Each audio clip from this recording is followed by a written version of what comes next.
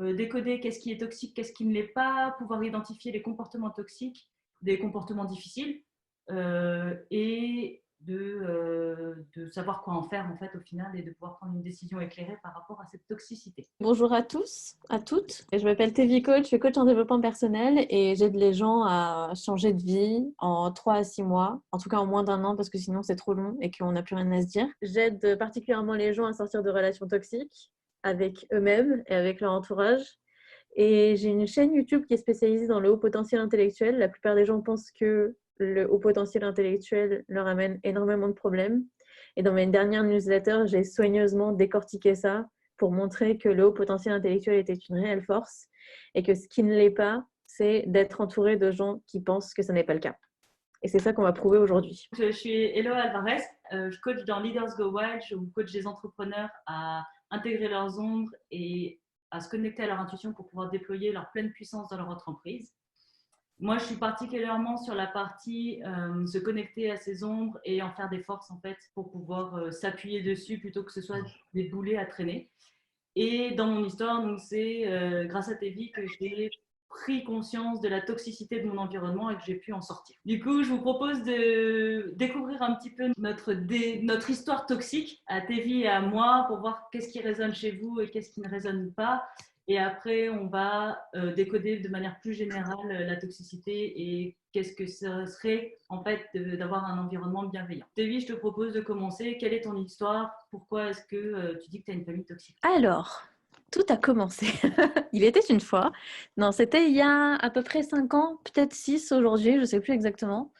J'avais une vie complètement différente de celle que je vis aujourd'hui. C'est-à-dire que j'étais assistante de direction dans des cabinets d'avocats, je portais un tailleur pour aller au travail. Je parlais encore à mon père, ce qui est vraiment quelque chose d'exceptionnel, vous en conviendrez. Et j'avais un copain avec qui on était pacsés. J'habitais dans un appartement dans une banlieue huppée de la région parisienne. C'était incroyable. Enfin, je veux dire, j'étais une caricature de personne insérée dans la société, réellement. Et du coup, à cette époque-là, qu'est-ce qui s'est passé? Ça allait pas bien dans mon travail. Ça, c'était la première chose. C'est-à-dire que je crois que cette année-là, j'ai changé 3 fois de job en 9 mois, un truc comme ça. Je faisais 3 mois et après, j'étais virée. Et puis, on me criait dessus très, très fort. Enfin, je veux dire, une fois, il y a une femme qui était la comptable qui m'a crié dessus tellement fort dans mon bureau qu'il y avait une autre personne qui était là, elle est sortie, tellement elle était gênée d'à quel point on m'avait crié dessus. Ça allait pas bien dans mon couple, ça faisait, je crois, à l'époque, ça faisait 6 mois qu'on n'avait pas eu de relation sexuelle, donc ça allait vraiment mal. Donc un jour en particulier, je me souviens encore, c'était le 27 novembre d'il y a 5 ans. Mon père m'avait proposé d'aller quelque part, mon père propose jamais, hein. Mon père m'avait dit d'aller quelque part avec lui pour le Nouvel An, je crois, c'était à cette année-là, cette époque-là. Et je pouvais pas parce que j'étais une adulte qui recevait chez moi cette année-là, donc je pouvais pas y aller. Donc je lui ai expliqué que c'était pas possible, que de toute façon je pouvais pas, qu'à l'époque je m'étais encore fait virer, donc j'étais au chômage, que de toute façon, en plus de ça, j'en avais pas envie, quoi. Et là, j'ai reçu pour la première fois des messages d'insultes. Donc, il faut savoir qu'à l'époque, il m'insultait oralement, mais ça n'était jamais arrivé par texte, en fait. J'avais jamais eu de preuve que je pouvais pas effacer. Dans ma mémoire, voilà, entendre. Je pouvais l'effacer, mais à l'écrit, c'était pas possible. Et ça a été un déclic et je me suis dit, qu'est-ce qui va pas chez moi? Qu'est-ce qui va pas chez moi? Je me suis très fortement demandé, qu'est-ce qui va pas chez moi? Et c'était allé tellement loin, cette histoire-là, que je me suis dit, je n'ai pas la réponse et j'aurais beau chercher encore et encore et encore, il n'y a rien qui va chez moi. Donc, il faut que j'aille voir un psy. Donc, c'est très dur parce que il n'y avait rien qui allait chez moi. Et c'est aussi pour ça que j'ai envoyé ce mail avec en objet qu'est-ce qui va pas chez toi et en gros rien. Parce qu'il n'y avait rien qui allait pas. Je vivais avec un mec qui était un enfant, qui ne savait pas se faire à manger lui-même. Quand je me suis mis en couple avec lui, il y avait une poêle dans son placard qui avait encore une étiquette dessus et c'était un cadeau. Je vais vous dire, non mais sérieusement quoi, sérieusement, c'est pas possible de vivre avec un enfant pareil à l'âge adulte qui sait même pas se faire cuire des pâtes quoi, c'est incroyable. Le mec m'a montré une vidéo de la dernière fois où il a fait à manger, une photo, et c'était la photo celles qu'on voit sur Internet pour se moquer de la pizza retournée avec le fromage qu'ils font jusqu'au fond du four. C'est-à-dire que le mec ne sait même pas mettre une pizza à l'endroit dans son four. J'étais en couple avec ce mec-là. Et je ne sais pas si vous savez, mais on ne fait pas l'amour à des enfants. Donc, c'était pour ça qu'on ne faisait plus l'amour. C'était pas possible. Donc, au bout d'un moment, ce n'était pas moi qui n'allais pas bien. C'était juste que j'étais en couple avec un connard, quoi. Ce n'était pas possible.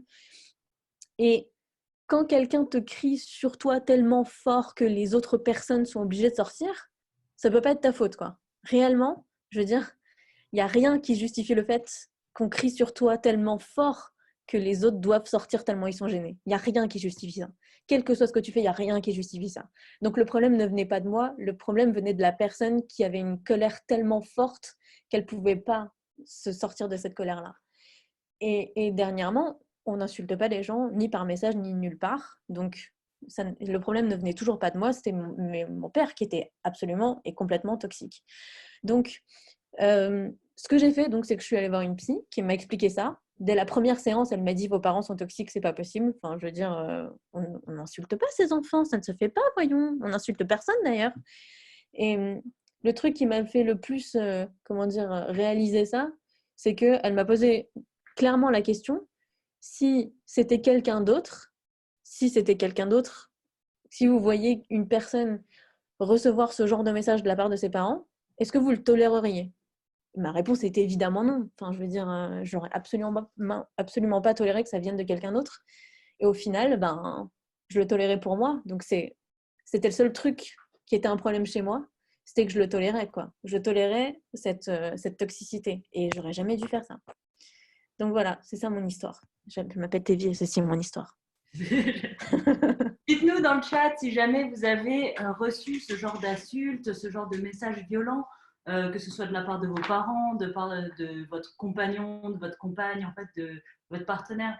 Parce que pour moi, en fait, ça a été une vraie prise de conscience d'entendre Tévi parler de son histoire parce que je me suis rendu compte que mes parents m'envoyaient ce genre de messages. Mes parents ont commencé d'abord à insulter ma femme en fait sur les réseaux sociaux. Donc, j'ai découvert la toxicité de mes parents d'abord parce qu'ils ont commencé à insulter Caroline sur les réseaux, comme quoi c'était un charlatan, que c'était une salope vénale qui n'était là que pour l'argent. Ces mots-là ont été utilisés. Ce n'est pas des petits mots. Moi, là, j'ai creusé un petit peu dans les mails que mon père m'a envoyés suite à nos explications. Il m'insulte et on me traite de pauvre fille, on me dit qu'on m'a lavé le cerveau. Et là, le dernier que j'ai en date, il me dit « Tu expliques ta vérité, mais ta vérité est fausse. » Et là, donc là, il y a eu quelque chose qui s'est passé dans mon cerveau en disant je ne comprends pas la personne. La personne est en train de me dire que ce que je vis dans ma tête, c'est faux. C'est pas possible, tu vois. Là, c'est là où tu te rends compte de la toxicité. Je suis en train de reprendre l'email et je me rappelle de cette phrase qui m'avait choquée, c'était « Tu écris ton ressenti et ta vérité qui comporte de nombreuses choses fausses ou inventées par ton esprit torturé. Comment est-ce que ma vérité et mon ressenti peut être faux? En fait, tu ne peux pas, c'est ma vérité, c'est mon ressenti, tu ne peux pas le nier.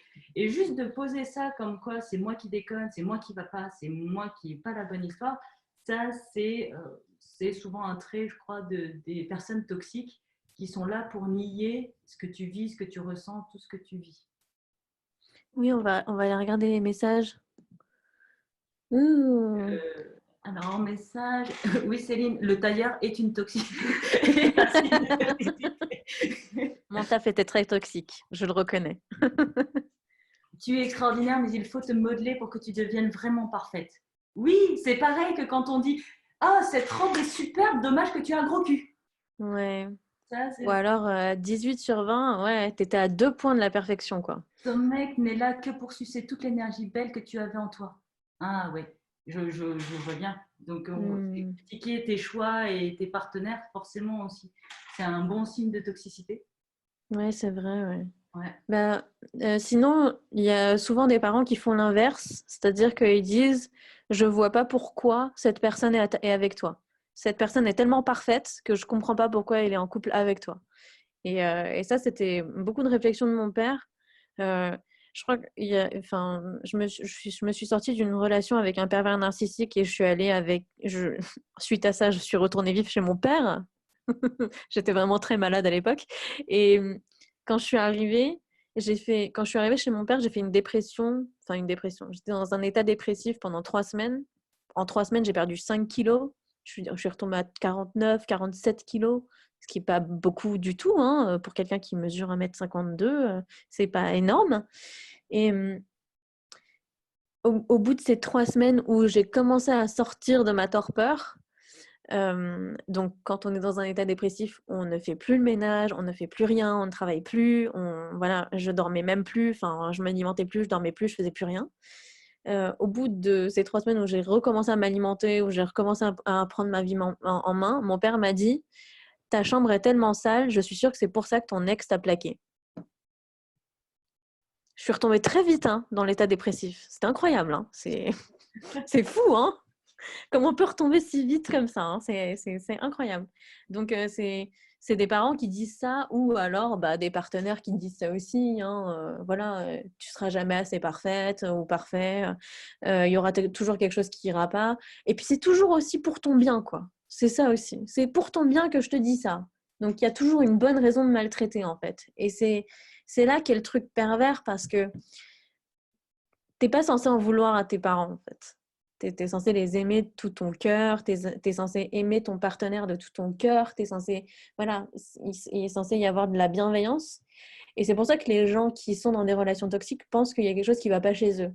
Parce qu'ils se disent, pourquoi est-ce que je suis dans une relation avec, par exemple, mes parents, où je suis en train de me dire, waouh, ben, pourquoi j'aime pas mes parents, quoi? Pourquoi je les aime pas? Pourquoi je les aime pas assez pour être aussi parfait que ce que eux me demandent d'être?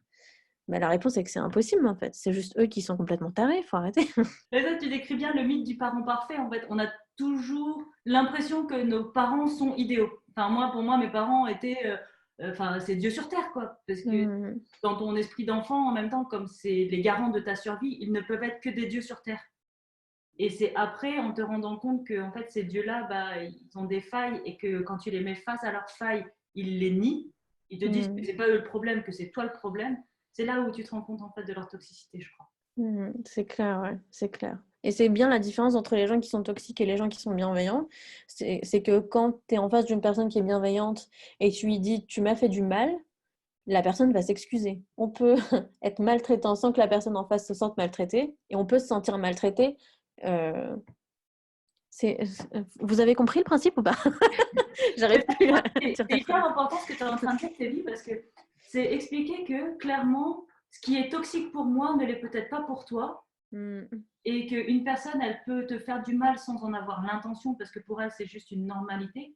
Exactement. La différence entre quelqu'un de toxique et de bienveillant, c'est que cette personne-là, quand tu lui dis ce que tu es en train de faire, ça me fait du mal, la personne bienveillante, elle va dire pardon, en fait, je m'excuse, c'était pas mon intention. Alors que la personne toxique, elle va te dire non, mais de toute façon, tu prends toujours tout mal. Complètement, ouais. Complètement. Et c'est hyper important de savoir ça, de savoir s'en sortir, et surtout de mettre le cadre, quoi. De mettre un cadre. Attends, je vois qu'il y a des messages, ça clignote. Donc les insultes, c'était issu d'un patron de ma famille. C'est plus insidieux et parfois pas. Ouais. C'est clair. Mais en fait, quand on a la toxicité normale dans notre famille, après on a un seuil de tolérance, de violence de l'extérieur qui est plus haut, et donc on accepte plus de choses qu'on n'accepterait pas normalement. Carrément, ouais. Et puis aussi quand généralement les profils atypiques sont plus vulnérables aux personnalités toxiques, parce que comme on est différent, tout le monde nous rappelle qu'on est différent de manière plus ou moins bienveillante, souvent très malveillante d'ailleurs, mais de manière plus ou moins bienveillante. Et du coup, on a encore plus un seuil de tolérance qui est hyper haut. Oui, c'est bon, hyper haut. Du coup, on n'arrive plus à voir exactement qu'est-ce qui est maltraitant et qu'est-ce qui l'est plus. C'est pour ça qu'encore une fois, le cadre est hyper important pour sortir de tout ça, quoi. Quand est-ce qu'on sait qu'on est dans un environnement toxique? C'est quoi les critères? C'est quoi les indices qui disent ah, c'est sûr, là, c'est de la toxicité? Alors justement, je voulais parler du cadre. Donc, c'est hyper important. Le cadre, c'est qu'est-ce qui délimite ce qui est toxique de ce qui ne l'est pas. Donc, on a tous un seuil de tolérance plus ou moins haut à la toxicité. Et quand on a vécu dans une famille maltraitante, dans une famille toxique. Et j'utilise le mot maltraitance réellement dans sa pleine, en pleine conscience, c'est-à-dire qu'il y a des maltraitances qui sont psychologiques, tout autant qu'il y a des maltraitances qui sont physiques. Et être maltraitant, c'est traiter mal quelqu'un. Voilà, c'est tout simplement ça. Donc, qu'est-ce que j'étais en train de dire? Le cadre. C'est à nous de définir notre cadre. C'est-à-dire que si, par exemple, j'avais une amie qui me disait, mon père n'arrête pas de dire, sur le ton de l'humour, que la chienne, c'est ma sœur. Et moi, je ne le supporte pas. Et moi, je ne supporte pas, et je lui ai dit plusieurs fois, je ne veux pas qu'on fasse cette comparaison, parce que je ne suis pas un chien, et cet animal n'est pas une personne de ma famille. Enfin, faut arrêter, quoi. Je ne suis pas liée, on le sent, moi je dis de manière humoristique que mon chien est mon fils, mais je n'ai pas d'enfant, donc je ne ferai jamais cette comparaison avec mes enfants. Faut arrêter, c'est horrible. Il y aura peut-être des enfants qui vont trouver ça trop mignon, qui vont trouver ça trop génial, qui vont dire « Ah, c'est mon frère, c'est trop bien ». Ok. Mais elle a clairement dit « Je ne supporte pas ça, je trouve que c'est une insulte et tu devrais arrêter ». À partir du moment où la personne en face dit « Non », c'est à toi de dire que c'est de l'humour et de t'y faire. Ça, c'est de la maltraitance. À partir du moment où on se sent maltraité, c'est maltraitant. Donc, c'est vraiment un travail d'accompagnement, en fait. Parce que tu peux pas déterminer seul qu'est-ce qui est maltraitant pour toi ou pas. Il faut être forcément accompagné et il faut forcément être avec quelqu'un qui va dire comment est-ce que tu te sens quand il se passe ça. On va essayer de creuser là-dessus et on va essayer de voir si tu peux formuler ça avec des mots qui sont non violents et qui en face, voilà, à partir du moment où tu formuleras ce cadre, en face, on va te répondre avec oui ou non. Et si c'est non, je ne respecterai pas tes limites et je ne respecterai pas le fait que tu te sentes comme ça, c'est de la maltraitance, quoi. En fait, le cadre, il est changeant pour tout le monde et il est même changeant pour nous au cours de notre vie. Mais ce qui est important, c'est de le connaître. Et pour le connaître, c'est difficile de le connaître tout seul, en fait. Il faut vraiment être aidé. Est-ce que ça vous est déjà arrivé de poser certaines limites, de dire en fait j'ai pas envie que tu me parles, parce que moi le coup de la chienne c'est ta sœur, ma mère elle me l'a fait en fait. Putain, merde. Ma mère elle le fait tout le temps, enfin elle l'a fait tout le temps parce que maintenant je parle plus, mais c'était donc elle a un shih tzu, et donc un shih tzu en plus c'est chinois, tu vois, en plus on fait du racisme par. Oh non. Oh non. C'est non, c'est déjà non. Il y a rien qui va dans cette histoire dès maintenant. Et donc, elle me disait tout le temps, mais c'est ta sœur. Et la chienne, elle est moche, elle pue de la gueule. Oh non. Elle est super chou, mais bref. Et je lui dis, mais en fait, non, en fait, je ne suis pas un chien, je refuse que cette chienne soit ma sœur. Et elle a continué de me le dire encore et encore. Donc, est-ce que vous, ça vous est déjà arrivé de demander à la personne d'arrêter une action, d'arrêter quelque chose et que la personne juste continue? Et là, par exemple, récemment, mon père, je lui ai demandé d'arrêter d'écrire, d'arrêter de commenter sur mes blogs et sur mes écrits, sur mes posts Facebook. Tout ce qu'il m'a répondu, c'est de toute manière, je fais ce que je veux et je t'emmerde, tu ne vas pas me dicter ma conduite. Mot pour mot. C'est ce qu'il m'a envoyé. Enfin, la liberté s'arrête là où celle de l'autre commence. On est d'accord. Et dans la vraie vie, il y a des gens normaux, il y a des gens qui entendent et qui s'arrêtent.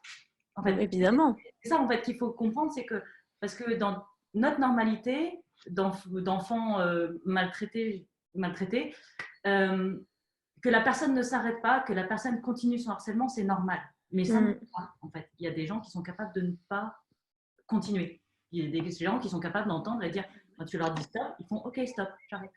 Exactement, ouais. Exactement. Et c'est pour ça que c'est aussi important d'apprendre à formuler à quelqu'un de s'arrêter. Parce que en étant enfant maltraité et en vivant dans ce cadre-là où personne ne s'arrête et tout le monde nous maltraite, eh ben, on n'apprend pas à dire non. Donc ça, c'est la première étape, dire non. Donc Céline, tu dis, toi, tu as dit à tes parents que tu ne voulais plus qu'ils parlent de ton copain comme ça. Et j'en ai suivi une après-midi entière d'engueulade à son sujet parce qu'ils avaient renchéri que je leur ai dit, si vous continuez, je ne vous vois plus. Ah bah oui. Mais bon, ils veulent ton bien, quoi. Moi, ils m'ont dit pareil, regarde. Mon Dieu, est-ce que c'est trop tard est-ce que c'est trop tôt pour faire cette blague? Is it too soon? Ça se trouve, la dispute, c'était hier. Non, mais si vous continuez, je ne vous vois plus.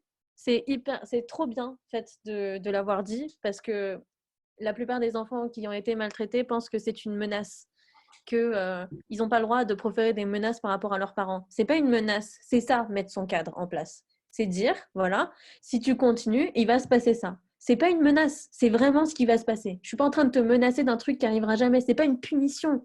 C'est rien du tout. C'est juste, ben voilà, je veux plus que ça se produise plus jamais. C'est dépasser le cadre de la bientraitance. Donc, on arrête. On arrête de dire du mal de mon copain, ce qui est normal, parce que si tu dis du mal de quelqu'un que tu aimes, ben, ça te fait du mal. Enfin, je veux dire, ça me paraît tout à fait normal. Je vois qu'il y a un truc, il y a plein de messages, c'est incroyable, c'est trop bien.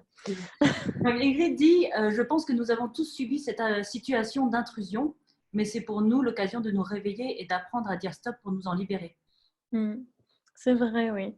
Et il y a aussi une très très forte notion de confiance en soi et d'amour de soi surtout, parce que les situations de maltraitance psychologique dans la famille, que ce soit dans la famille ou que ce soit dans n'importe quelle relation, c'est des situations de destruction de confiance en soi et de destruction d'amour de soi. C'est-à-dire, tu fais ça, non, tu ne fais pas ça, non, tu n'es pas assez parfaite, non, tu n'es pas assez ceci ou cela, etc., etc. Et au bout d'un moment, on y croit et ça devient notre réalité. Et je me souviens que quand je suis allée la deuxième fois chez ma psy, je crois que c'était ça, la deuxième séance, donc je sortais du boulot, donc je le répète, j'étais en tailleur, j'étais maquillée, j'étais apprêtée de ouf parce que j'étais l'assistante, donc c'était moi la secrétaire sur qui tout le monde fantasmait, hein. Et j'arrive chez ma psy et je m'assois, elle me dit « Bonjour, qu'est-ce que vous êtes belle aujourd'hui ?» Et ma première réaction, c'était d'une part, j'étais très étonnée. D'autre part, je me suis dit je la crois pas. Et la troisième réaction que je me suis dit, c'était si je la crois parce que ça se voit, elle le pense vraiment, mais elle a tort. Elle a tort. Et ça, c'est vraiment un truc qui arrive, mais très, très, très souvent quand on est dans des situations de maltraitance. On ne croit plus aux compliments. On n'y croit plus. On n'arrive plus à se trouver beau ou belle. On n'arrive plus à penser qu'on a quoi que ce soit qui est bien chez nous. Et plus on travaille sur quoi que ce soit, et plus on se dit c'est pas assez parfait. Alors on travaille encore et encore et encore.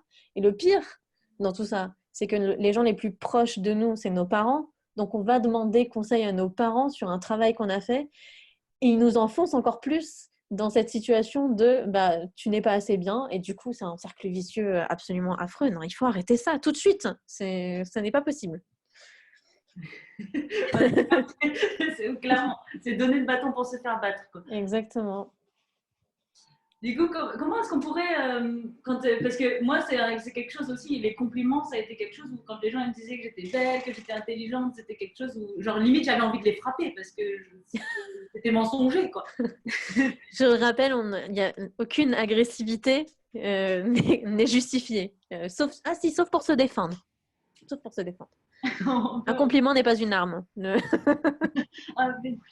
Mais je me rappelle du coup quand j'avais ma psy, pareil, je lui expliquais par exemple que mes parents, quand j'étais enfant, j'avais 8 ans, ils me laissaient le soir seule et ils me disaient bah, tu te feras à manger, nous on sort. Et donc ils me laissaient toute la soirée, donc j'avais pas de babysitter et tout ça. Et donc, bah, moi, j'ai appris à me faire à manger assez vite. Hein, à 8 ans, ouais, c'est incroyable, c'est parce que moi aussi, je trouve ça fou que ça soit aussi un point commun des enfants maltraités. Enfin, bon, bref, oui, dis-nous. Il y a quelque chose où on dit, on dépouille l'enfant de son enfance. Ouais, c'est vrai. Et je me rappelle que ma psy était indignée par ça. Je ne comprenais pas pourquoi elle était indignée, parce que ça paraissait très normal. Et c'est quelque chose qu'on peut reconnaître aussi dans ça, c'est quand tes parents t'interdisent d'être enfant et te demandent de prendre la responsabilité d'un adulte alors que tu ne l'es pas, il y a quelque chose de toxique là-dedans aussi. Carrément, ouais. Et ce que je trouve vraiment bien dans ce que tu nous racontes, c'est que tu parles de sentiment d'indignation. En tant qu'enfant qui avons été maltraités, personne n'a jamais été indigné de nous voir maltraités. Personne. C'était normal. On était à un niveau de normalité pour tout le monde, pour les parents, pour les voisins. Quand on a des parents qui sont aussi pervers, généralement, ils sont pervers narcissiques, on va utiliser ce mot-là. Et et quand on va à des réunions de famille, ah, mon enfant, c'est le meilleur, c'est trop bien. C'est des gens que tout le monde aime, qui sont même défendus plus tard quand on raconte notre histoire qui sont défendus. Mais non, tes parents, ils sont pas comme ça, c'est impossible. Enfin, c'est fou, quoi. Et le fait que pour la première fois, on entende quelqu'un s'indigner de notre histoire et qu'on soit cru, je trouve que c'est un turning point. Vraiment, c'est un point pivot de ma vie d'avoir été cru pour la première fois, quoi. Puis de toute façon, les gens n'avaient pas le choix puisque moi j'avais des messages écrits, donc je pourrais carrément les montrer. Enfin, c'est n'importe quoi cette situation. Non, non plus, il n'y a rien qui va en fait. Tu vois, des parents qui t'insultent. Enfin, qui fait ça? Dans quel monde on est? Ah, tu vois, Céline aussi, les gens qui la complimentaient, elle ne le prenait pas, mais ça, c'est parce que tu as l'estime de soi qui a tellement été sapée par tes parents en permanence qu'en fait, après, derrière, ça devient, c'est presque quand on te fait un compliment, ça devient une agression, quoi. Exactement, Mais ouais. allô enfin, Mm. et du coup, c'est là où tu te rends compte à quel point c'est tordu parce que enfin, on te fait un compliment, quoi. Juste prends-le et sois heureuse. Enfin, c'est tout. Enfin, tu as juste à dire merci quand on te fait un compliment. Tu n'as pas à avoir ce sentiment de colère. Enfin, c'est dingue, quoi. C'est grave. C'est aussi parce que ta perception de l'amour, elle est biaisée. J'avais fait une vidéo là-dessus il n'y a pas très longtemps, mais j'ai oublié son titre et j'ai oublié quand je l'ai sorti, donc, donc désolée. Mais je vais faire un résumé, c'est pas grave. Où je disais que, en fait, comme tes parents te maltraitent et te disent qu'ils te maltraitent parce qu'ils t'aiment, tu penses que c'est ça l'amour. Donc, quand tu grandis et qu'on te fait des compliments, tu te dis, mais les gens mentent et c'est pas comme ça qu'on exprime l'amour. Du coup, bah, tu vas chercher des gens qui sont comme tes parents, qui sont pervers narcissiques, qui sont toxiques et qui vont de plus en plus, voilà, qui vont commencer complètement insidieusement à dire, ouais, bon, ta robe est belle, mais ça te fait un gros cul, voilà, par exemple. C'est vraiment ça, c'est typiquement. Et d'ailleurs, c'est une technique de drague, ça s'appelle le negging. C'est vraiment une technique de drague de gens toxiques, ça, c'est incroyable et qui vont commencer à te draguer comme ça en te faisant des taquineries, je vais faire une croisade contre les taquineries. Hein. Je vais faire une campagne de pub contre les taquineries. Parce que je trouve vraiment que c'est de l'agressivité déguisée sous couvert d'humour et je supporte vraiment plus ça. Et ça, vraiment, ce truc-là, là, de dire, enfin, d'essayer de chercher de trouver, non, d'essayer de trouver l'amour dans l'agressivité, bah, c'est ça qui fait que plus tard, tu te retrouves dans un environnement complet de toxicité et que tu n'arrives plus à t'en sortir tout seul parce que ben, tu penses que c'est ça l'expression de l'amour, quoi. Et c'est grave, c'est grave. Encore une fois, indignons-nous, quoi. C'est grave. On nous dit, moi je défends, je donne et défends ses limites avec une extrême constance. Parfois ça me fatigue, alors je retourne dans ma caverne. Oui, bah oui, hein, évidemment. Quand tu te bats tous les jours pour que tes limites elles soient respectées, tu n'as plus qu'une chose à faire, c'est de retourner chez toi. En période de confinement, c'est extrêmement pratique, hein, on va pas se mentir. Ça dépend avec qui tu es confiné. C'est vrai, ouais, c'est vrai. Euh, mais c'est aussi pour ça que le plus simple, c'est de se libérer des relations toxiques qu'on a avec son entourage. Et bah, c'est pour ça que toi et moi, on a fait carrément le choix de divorcer avec notre famille. Parce que, ben, au bout d'un moment, quand tu n'as plus envie de te battre et quand tes limites sont jamais respectées, bah, c'est trop, enfin c'est trop quoi, trop c'est trop. Et on fait comme Céline avec ses parents quand elle parlait de son mec, c'est soit tu me respectes, soit je me casse. Voilà. En arriver là, c'est vraiment en arriver à un point où tu as un entourage tellement toxique que tu peux pas faire autrement quoi. Et c'est fou, c'est incroyable, c'est complètement fou. D'ailleurs, Céline dit, quand mes parents parlent d'enfants des autres, ils demandent toujours à ma sœur et moi de valider qu'ils étaient des parents ouverts et pas comme les autres. Ça, c'est un truc de parents toxiques. Ils peuvent Ouais, je être pense les aussi. meilleurs parents de la Terre. Mm, complètement, ouais. Et surtout, enfin, les miens, ils faisaient un truc encore pire. C'est-à-dire que non seulement eux, ils se valorisaient, mais en plus, tout ce que les autres disaient de moi qui pouvait me valoriser, ils se l'attribuaient. Du genre, moi, j'ai eu un glow-up de fou. Il faudrait que je retrouve des photos de moi quand j'étais gamine et tout. J'étais vraiment une enfant très, très moche. Dès bébé, j'étais vraiment un bébé laid. Mais à l'adolescence, il y a eu merci la puberté quoi. Il y a eu un truc incroyable qui s'est passé et les dieux de la beauté se sont penchés sur moi et c'était trop bien. Et les gens se sont rendus compte que j'étais belle quoi. Et du coup ils l'ont dit à mes parents, oh là là votre fille comment elle est belle et tout. Mon père disait c'est parce qu'elle est métisse, donc ok merci. Et ma mère disait oui c'est parce que c'est ma fille. Excusez-moi, non. Excusez-moi, non mais c'est quoi ces gens quoi. Non, faut pas faire ça. Et du coup, ils s'attribuaient les mérites. Ah, ta fille, elle est intelligente. Oui, c'est parce que c'est ma fille. Oui, ah, ta fille, elle apprend si vite. Oui, c'est parce qu'il y a la moitié de mes gènes qui sont dans son cerveau. Et oh, c'est toi qui l'apprends à ma place, le cours de piano ou de trucs, les langues étrangères. Là, c'est toi qui as appris. Non, t'as rien appris du tout. Donc tu fermes ta gueule. Voilà, c'est ça. Non, mais voilà, c'est fou, quoi. C'est ces parents comme ça qui s'attribuent le mérite et qui en plus pensent qu'ils sont au-dessus du reste. Et je pense qu'ils doivent sentir aussi à quel point ils sont toxiques et ils demandent aussi confirmation à tout le monde que bah, ce qu'ils font c'est juste et que voilà, pour pas avoir la culpabilité d'être maltraitant, quoi. Comme nous les gens normaux. Mais ce qui est bien, c'est que leur entourage va leur confirmer qu'ils sont des parents extraordinaires. Oui. Oui. Ah bah les toxiques traînent entre eux, hein. Parce que de l'extérieur, ils sont extraordinaires. En plus, c'est vraiment ça, c'est un peu comme l'image de l'homme bien sous tout rapport et quand il rentre le soir, il tape sur sa femme. Et tout le monde ne la croit pas parce que lui, il est parfait. Et les parents Exactement. toxiques sont parfaits à l'extérieur, en fait. Ils sont toujours Exactement. parfaits. Et le serial killer aussi, on dit ça de lui. Ah, mais c'était un mec normal, franchement, il faisait pas de bruit et tout. Ah, il faisait souvent du jardin. Ah, bah, je comprends qu'il ait enterré toutes ses femmes derrière. Voilà quoi. Mais bon, c'est pas parce que c'est pas parce qu'ils ont tous tort qu'ils ont forcément raison. Ça aussi, c'est une phrase que j'adore dire, mais c'est vrai. Après, là, Céline, tu dis un truc qui est super intéressant, c'est que tu vois des strates de toxicité dans ta famille. Tes parents sont toxiques parce que les grands-parents, frères et sœurs le sont envers eux, en fait. Oui. Oui, en fait, c'est tout un environnement, c'est un écosystème qui se fait autour de ça. Exactement. Et c'est aussi pour ça qu'il est aussi difficile de divorcer avec sa famille, non seulement parce que c'est les gens que tu es censé aimer le plus dans ta vie, mais aussi parce qu'ils avaient tous une excellente raison de maltraiter. C'est-à-dire que, par exemple, moi qui suis surdouée, mon père l'a pas du tout supporté parce qu'il est cambodgien, qu'il a vécu un génocide pendant lequel Pol Pot massacrait les intellectuels. Quand il s'est rendu compte que sa fille était intellectuelle, il a voulu tout faire pour la cacher. Donc, je ne pouvais pas montrer que j'étais intelligente, je ne pouvais pas montrer que je savais faire des choses, que j'apprenais plus vite, que je connaissais des langues étrangères, etc., etc., etc. Et à partir du moment où il a vu que c'était pas possible pour moi de le cacher, bah, il m'a maltraitée jusqu'à ce que je le fasse. Donc c'est une très bonne raison de maltraiter, finalement. Et en même temps, il n'y a aucune bonne raison de maltraiter. Donc ça aussi, il faut l'accepter. C'est-à-dire que c'est pas parce que... Encore une phrase... J'adore cette Putain, phrase. beaucoup de punchline. C'est pas parce que ça s'explique que ça s'excuse. Hein, il faut l'intégrer ça dans sa vie. C'est que, bah oui, Émile Louis, lui aussi, il a des très bonnes raisons de violer toutes ces petites filles. Et pourtant, on l'a mis en prison. Ben voilà, bah là c'est pareil. C'est-à-dire que la maltraitance, elle s'explique très très bien. Mais c'est pas pour ça qu'il faut l'excuser, quoi. Parce qu'on a toujours tendance à rationaliser le pourquoi est-ce que nos parents agissent comme ça, et parce que ça nous permet de mieux le vivre. Mm, Mais ça, du coup, ça aussi, ça diminue la toxicité et ça diminue notre pouvoir de prendre action contre ça, en fait. complètement. Super important. J'adore cette phrase. C'est pas parce que ça s'explique que ça s'excuse. Mais oui. Cette phrase, elle est magique. Écoute, s'il y a une phrase à retenir de ce live, c'est celle-là. Franchement, ça Oui. fait tout. Punchline, punchline.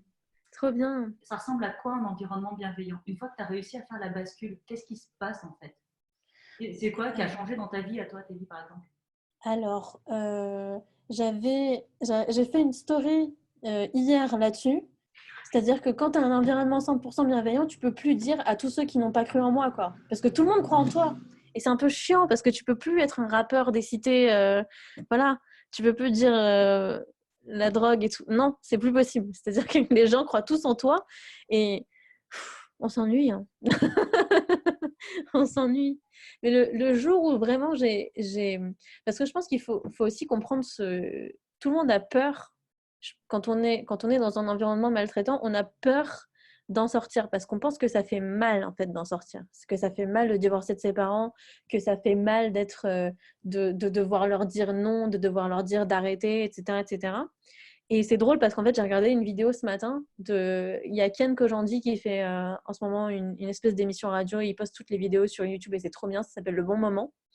Et une de ces vidéos, c'est un extrait de 15 minutes qui s'appelle les Thug Moves. Voilà, les Thug Moves.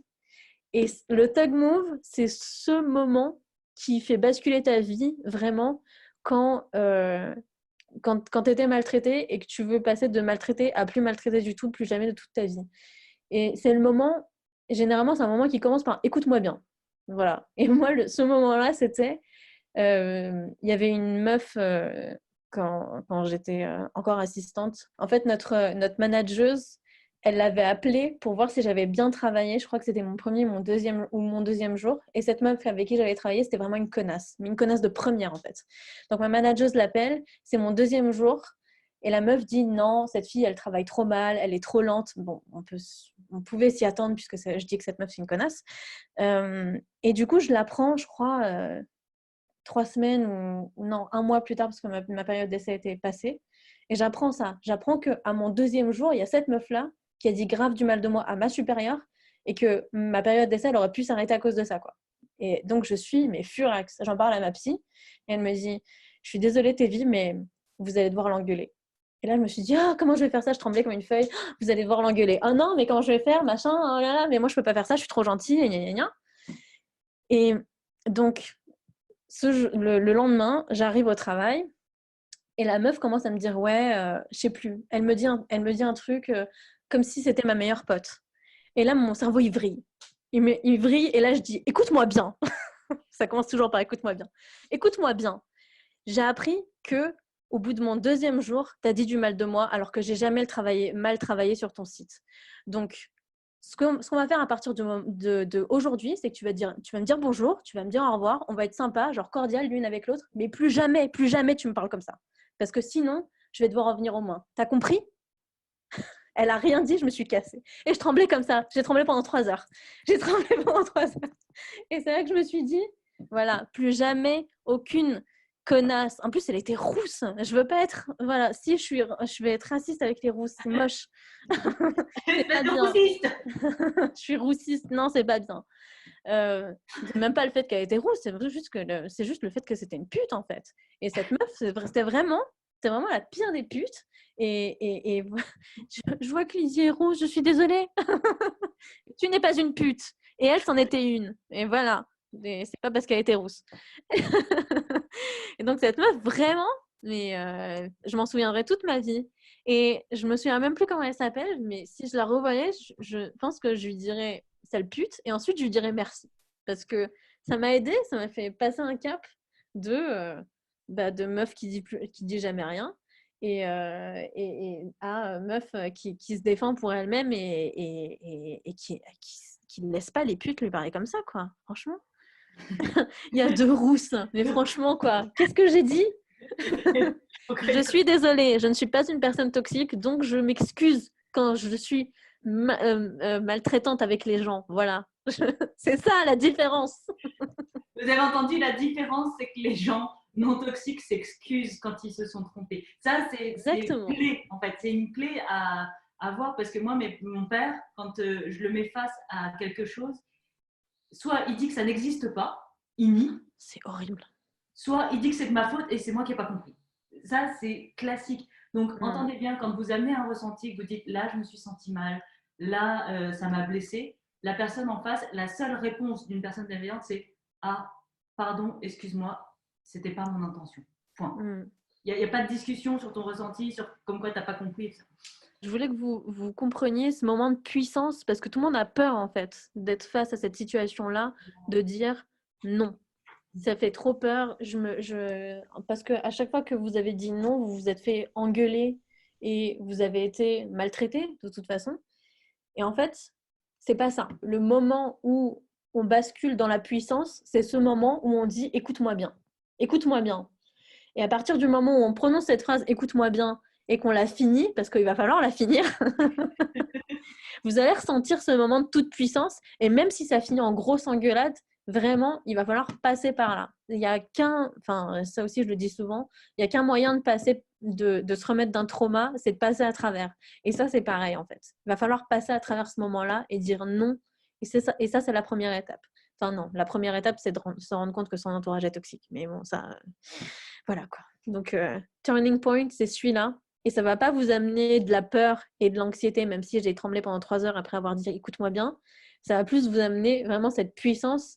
Et aujourd'hui, mais il n'y a personne qui dit du mal de mon taf. Hein. Enfin, non. Enfin, il y en a qui essayent et je leur dis écoute-moi bien. Attends, je regarde juste les commentaires. Oui, Céline, c'est pour ça. En fait, c'est pour ça que c'est difficile de dire je m'excuse. C'est qu'en fait, quand tu as grandi dans un environnement toxique, les gens ne s'excusent pas. Donc pour toi, c'est pas normal de s'excuser. Donc, du coup, ça devient difficile. Et tu essayes de trouver une échappatoire parce que quand tu étais gamin, même si tu t'excusais, tu te faisais démonter pareil. Donc, Grave. voilà. Il m'a dit pareil, ma mère nie tout le temps et dit que je me fais des idées quand je parle du mal qu'elle m'a fait. Typique. Exactement. Typique. Ouais. Parce que la réalité dans laquelle il faut vivre maintenant, c'est que tes émotions sont toujours légitimes. Elles sont toujours utiles, elles servent toujours à quelque chose. Que ça soit la tristesse, la honte, la culpabilité, ou que ça soit le bonheur, la toute-puissance, la joie, tout ça, ça a une raison d'exister et c'est normal que tu le vives. Donc à partir du moment où on te dit quelque chose et que tu te sens blessé ou triste, tu as le droit et tu as le devoir même de le dire à l'autre pour que ça ne se reproduise plus. Et si en face, on te dit ça va se reproduire encore parce que je suis un FDP, enfin, ils vont jamais dire que c'est des FDP, qu'est-ce que je raconte? Si on te répond, voilà, non, c'est une idée que tu t'es faite, j'ai absolument pas dit ça. Moi, c'est mes parents me disaient tout le temps, non, j'ai pas dit ça, mais j'ai dit autre chose. Non, non, non. Et surtout que la plupart, comme je vous l'ai dit, la plupart des gens qui évoluent dans des milieux toxiques, généralement, ils sont HPI et c'est des profils atypiques. Donc, je sais que vous avez une super mémoire. Je le sais, j'en suis certaine. Je suis certaine que vous savez tout, que le jour où la personne vous l'a dit, vous vous souvenez du pull, de la couleur du pull que vous portiez à ce moment-là. Donc, c'est non, en fait. Il faut arrêter de douter de ça parce que c'est tellement traumatisant que de toute façon, c'est imprégné dans la mémoire. Donc, au bout d'un moment, voilà, si on vous dit non, ça n'est pas arrivé, c'est faux. C'est faux et vous pouvez sortir à ce moment-là, écoute-moi bien, et tous les arguments qui sont dans votre super mémoire qui est là depuis, qui marche super bien, quoi. C'est le moment, c'est la toute-puissance, c'est maintenant. Nous, on a fait des écoute-moi bien avec nos parents et ils n'ont pas écouté, du coup, on a coupé les ponts. Et parce qu'ils étaient tellement ancrés dans une toxicité. Moi, c'est des générations. Ma grand-mère, elle était surtoxique. Enfin, je veux dire, c'est des générations de toxicité qui fait que même en faisant un écoute-moi bien, ça n'a pas suffi. Je sais qu'avec Caro, qui a un père qui n'est pas toxique, qui a un père difficile. Il a un caractère de merde, disons-le comme ça. Mais par contre, quand tu lui... Michel, je t'aime. Quand tu lui dis que là, non, là, tu as dépassé les bornes, il fait pardon. Il s'arrête, en fait. Et c'est là où tu vois toute la différence entre quelqu'un qui est difficile et quand Caro elle est arrivée en disant écoutez-moi bien là, en fait, ça s'est arrêté. Ils se sont arrêtés. Donc, de temps en temps, on pense que la toxicité, on la vit juste parce qu'on l'accepte. Et parfois, juste en posant le cadre, la toxicité s'arrête. Parce que, en fait, ce n'est pas des gens qui sont toxiques, c'est des gens qui sont difficiles et qui ne savaient pas. Ils le font par ignorance. Et là, donc là, c'est là où c'est super important d'oser poser ce cadre, d'oser faire ce écoutez-moi bien, parce que c'est là où tu vas pouvoir tester est-ce que c'est toxique ou est-ce que c'est difficile. Exactement. C'est un filtre qui fait peur, mais c'est un filtre qui est nécessaire. C'est-à-dire qu'au bout d'un moment, tu as soit l'amour inconditionnel de je m'excuse, soit le rejet inconditionnel de j'ai pas vraiment dit ça, t'as mal compris. Au bout d'un moment, c'est dur de dire ça, c'est dur de dire écoute-moi bien, t'as été horrible à ce moment-là, je me suis senti mal, mais c'est nécessaire, c'est tellement nécessaire et on se sent tellement bien une fois qu'on s'est rendu compte qu'en face, c'était pas quelqu'un de toxique, mais c'est trop cool quoi. Et c'est trop cool aussi de vivre dans un environnement. On parlait de la visualisation de comment est-ce que c'est après.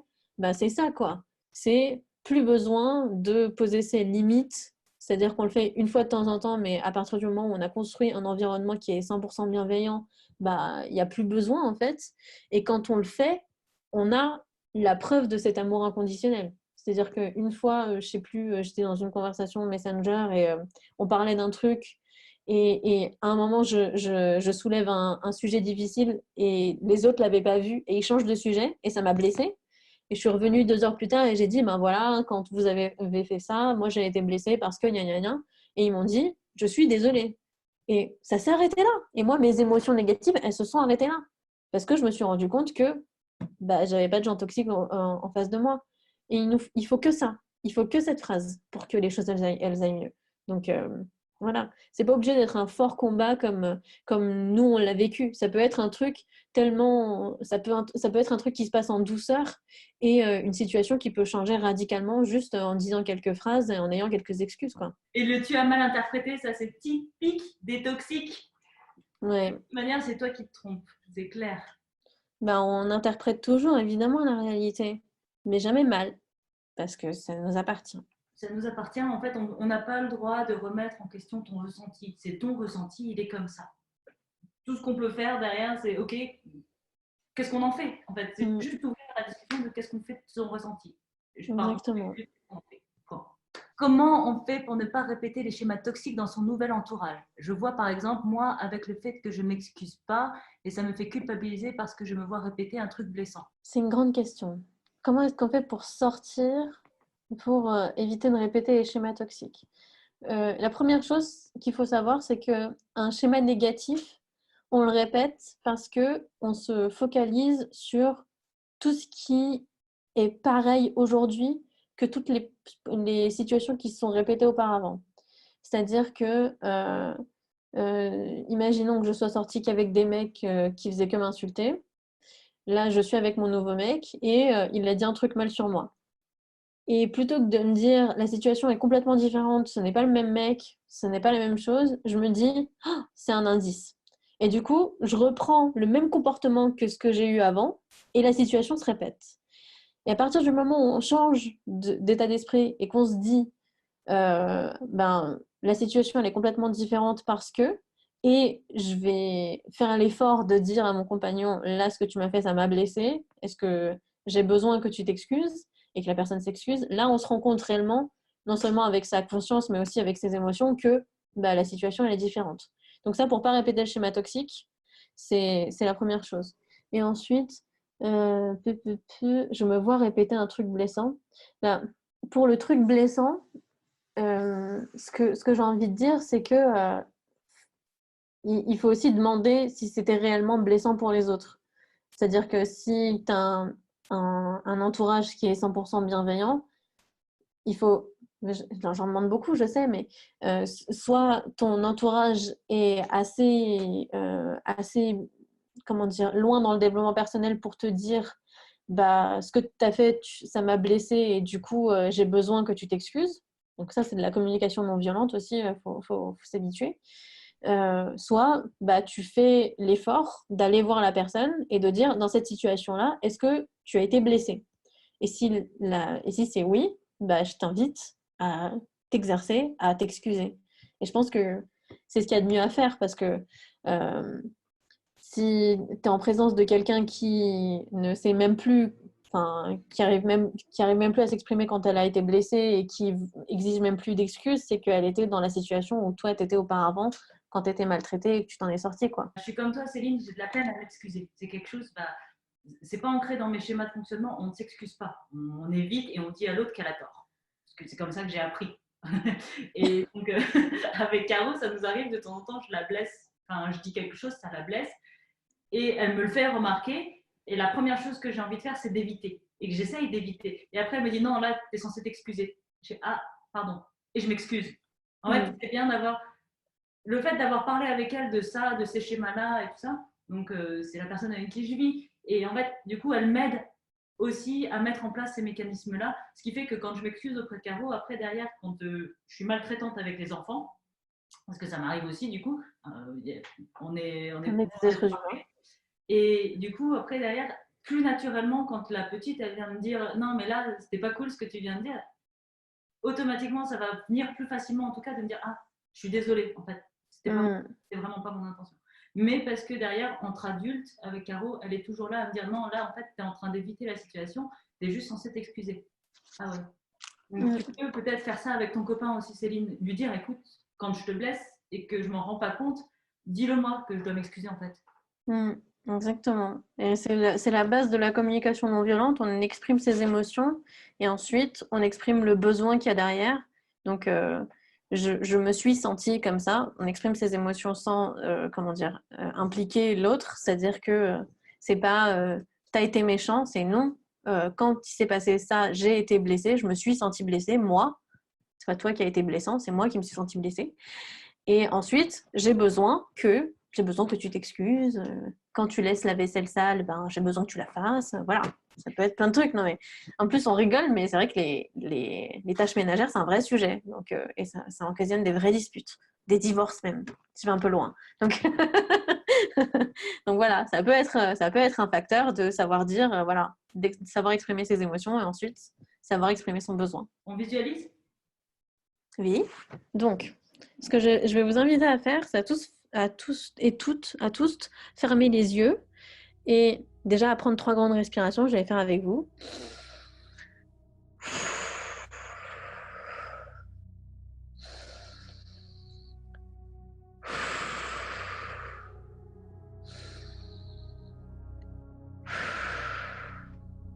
Et je vais vous inviter à vous téléporter devant la personne qui vous a le plus récemment fait du mal.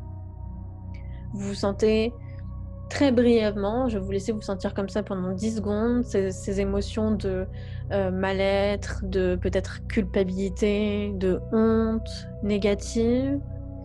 Et puis tout à coup, vous l'exprimez. Quand il s'est passé cette situation, je me suis sentie mal. Et depuis, je me sens dans la honte, la culpabilité, et j'ai plein d'émotions négatives. Et la personne en face, simplement, répond: je ne voulais pas te faire du mal, je suis désolée. Et je vais vous inviter à ressentir, suite à cette phrase-là, cette émotion incroyable qui est le soulagement. Quand on exprime quelque chose de très fort et qu'on se sent vraiment soulagé après. Et il n'y a pas besoin de plus. Il y a besoin juste de cette excuse qui était juste là et qui était même pas difficile à sortir, qui était juste très facile et qui était atteignable en seulement exprimant vos émotions. Et maintenant que vous ressentez ça dans sa pleine puissance, je vais vous redemander de prendre 3 grandes respirations et je vais les faire avec vous.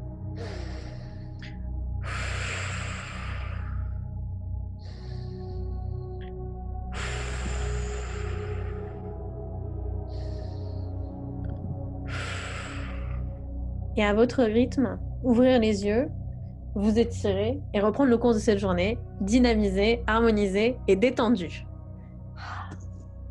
Le soulagement. Yeah.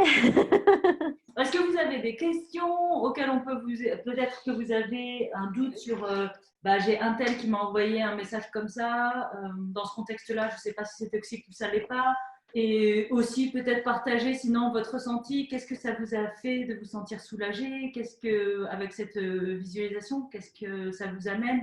Est-ce que c'est quelque chose que vous voyez par exemple, vous imaginez refaire dans votre vie, dans la vraie vie? Est-ce que ça vous donne la force de vous dire, ok, ça, je peux le mettre en pratique chez moi, maintenant, demain, avec des personnes, quoi, avec des vrais gens?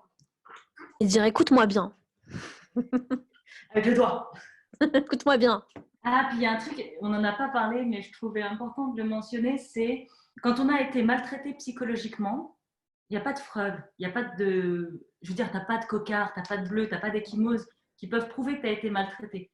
Et qu'en fin de compte, ce ne sont que des paroles qui se sont envolées. Et du coup, on a tendance peut-être à essayer de diminuer la souffrance qu'il y a eu, en disant, par rapport à un gamin qui s'est fait taper dessus ou violer tous les jours, je ne me suis pas fait trop...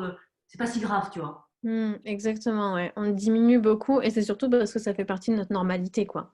On a l'impression que tout le monde, enfin, c'est plus émotionnel, hein, mais on ressent que c'est nous, et puis nous, on n'a juste pas eu de chance parce qu'on est tombé sur cette famille-là, mais c'est normal, quoi. C'est normal pour nous et qu'on devrait vivre avec, et puis voilà, que c'est comme ça. Mais en fait, non. Et le fait de sortir de ça et de ressentir cette toute-puissance, c'est magique, quoi. C'est magique parce qu'on vit dans cette vie-là de toute puissance où, non, mais franchement, même la vieille qui passe devant moi au supermarché, elle passe pas devant moi au supermarché. C'est mort. C'est mort. Je m'en fiche à quel point t'es vieille, c'est mort. Enfin, voilà, quoi. Et cette puissance, c'est partout. Donc, ça fait trop du bien. Donc, c'est pas normal de vivre dans la culpabilité et les agressions. Ce qui est normal, c'est vivre dans la puissance et la joie, quoi. Ça, c'est normal. Donc, autorisez-vous à la puissance et la joie. Du coup, Exactement. Céline, tu dis que c'était hyper puissant et que tu as l'impression que tu n'aurais pas ça avec la personne visualisée. C'est possible que ça n'arrive pas dans la vraie vie parce que cette personne-là, elle n'est pas prête à faire ce pas-là, à Mm. reconnaître ses torts et à reconnaître en tout cas ta réalité. Et c'est OK, en fait. C'est après à toi de décider quel cadre tu as envie de poser avec cette personne-là. Mm. Tu as envie de tolérer et d'accepter, et qu'est-ce que tu as envie de ne plus tolérer et de plus d'accepter, et c'est quoi les conséquences si elle transige au cadre. Ouais, c'est exactement la même chose que d'être en couple avec un mec ou une fille qui est vraiment pas fait pour toi. Et il y a beau y avoir tout l'amour du monde, c'est pas ça la relation que toi tu visualises dans ton couple. Ce que tu veux, c'est du respect, de l'amour, de la complicité. Tu veux que toutes ces choses-là elles soient mises en place. Mais tu sais que ça sera pas avec cette personne-là. Donc, si c'est pas cette personne-là, faut lâcher prise. Faut lâcher prise. Et soit, ben, tu te dis, j'ai des amis qui ont fait ça, hein, qui se disent, bah voilà, c'est mes parents, ils sont comme ça, donc je prends le meilleur et puis le pire, je le laisse. Et je leur dis encore et encore et encore que je ne le supporterai pas et que s'ils continuent comme ça, ben, je leur parlerai plus. Et du coup, des fois, ils leur parlent plus et après, ils reviennent la queue entre les jambes et ils s'excusent et voilà. Ça peut arriver, hein, c'est des choses qui arrivent. Soit, je sais plus où est-ce que j'allais avec ça. Mais en tout cas, en tout cas, soit ta réalité, c'est de couper les ponts, soit ça ne l'est pas. Mais dans tous les cas, c'est ton choix. Et tu as toujours la toute-puissance de savoir exprimer tes émotions et savoir exprimer où est-ce qu'il est ton cadre. Et ça aussi, c'est hyper puissant. Voilà. J'ai dit beaucoup de fois puissant. Ouais, puissant, soyez puissant. Je pense que la première fois que tu décides de couper les ponts, il y a un côté genre tu te sens coupable, Mm. c'est normal et c'est OK. Et accepte juste cette culpabilité-là, elle va mourir en fait au bout d'un moment. Elle va s'atténuer et elle va disparaître. Parce que tu vas te Ouais. rendre compte que tu es tellement mieux en fait en ayant osé ça, en ayant osé faire ça. Et c'est là où tu ressens du coup après ta puissance vraiment. Parce qu'au début, tu as tendance à te dire ah mais peut-être que j'aurais pas dû, ou tu te culpabilises et tu te flagelles un petit peu. Parce que bah, tu as tort quand même, hein, espèce d'enfant ingrate.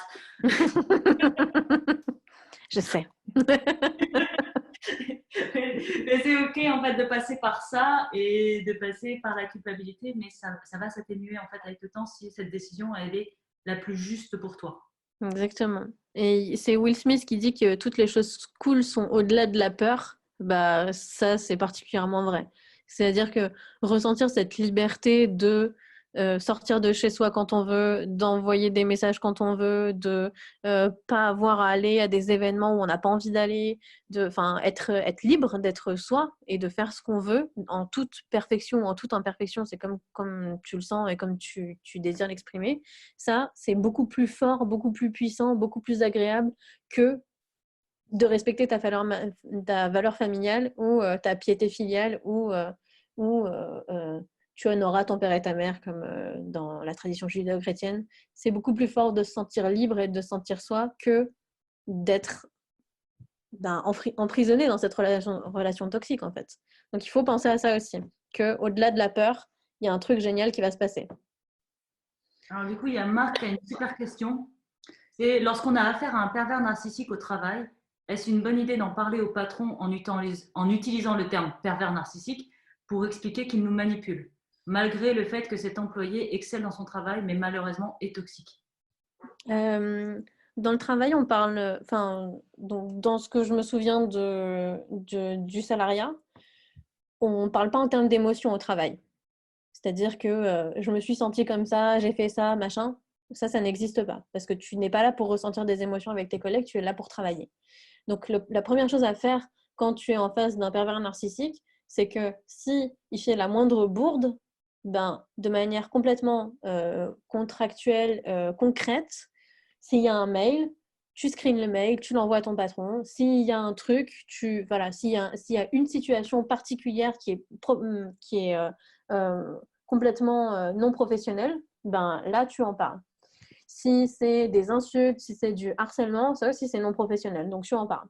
Mais je me sens mal quand il est là dans la même pièce, tu ne peux rien faire contre ça. Ça, c'est malheureusement une situation qui arrive souvent quand on travaille. Donc, il faut bien faire la différence entre je suis dans un milieu professionnel et cette personne m'empêche de travailler correctement et je me sens juste mal et dans mes émotions, ça ne va pas. Parce que si dans tes émotions, ça ne va pas avec cette personne, tu as probablement raison.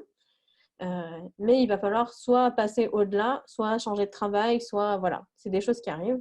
Donc, mais de toute façon, dans toute situation, à partir du moment où tu poses le cadre, si la personne le dépasse alors que tu l'as réellement exprimé, de toute façon, il va y avoir une bourde qui va être faite de sa part et tu vas pouvoir le monitorer et l'envoyer à ton patron, quoi.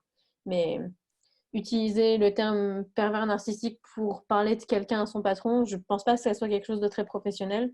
Et je pense que c'est quelque chose de très émotionnel et c'est pas ce qui est attendu de toi dans une société salariale neurotypique.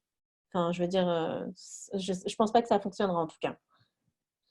Il faut que tu fonctionnes plus comme sur quelque chose de très judiciaire, je vais le mettre entre guillemets. Mais Ouais, ça va être, factuel, ouais. il te faut factuel, il te faut des preuves, il faut, si c'est des insultes, enregistre-le en train de t'insulter. Mm. Si c'est des insultes par email, tu imprimes les emails et tu les gardes. Enfin, il faut quelque chose d'assez factuel parce que malheureusement, dans une entreprise, on n'attend pas de toi que tu sois émotionnellement intelligent. On attend Ouais, de toi que tu fasses ton travail. Point. exactement. Exactement. Factuel, factuel, factuel. Exactement. Et c'est faut que quand tu arrives devant ton patron, ce que tu dises, ça puisse être vrai dans un tribunal. Voilà, c'est factuel.